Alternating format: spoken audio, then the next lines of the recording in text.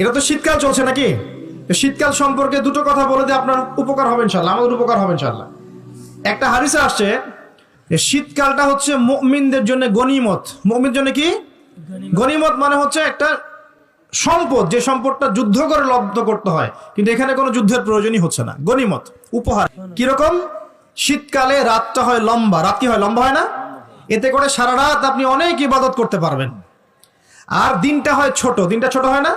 এতে করে আপনি দিনের বেলা সওম বা রোজা রাখতে পারবেন। শীতকাল আসলেই সাহাবীরা বলতেন আহলান সাহলান। শীতকালকে বলতেন আহলান সাহলান। শীতকাল তুমি এসেছো, আলহামদুলিল্লাহ। এখন রাত্রেবেলা হে কোরআনওয়ালারা তোমরা উঠে যাও এবং কোরআন তেলাওয়াত করতে থাকো, এবং দিনের বেলা তোমরা সওম পালন করতে থাকো, আলহামদুলিল্লাহ।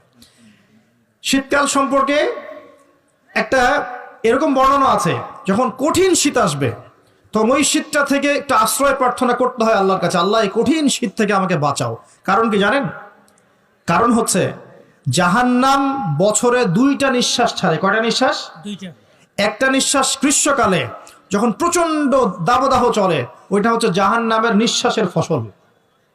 ওই প্রভাবে পৃথিবীতে এরকম দাবদাহ চলে।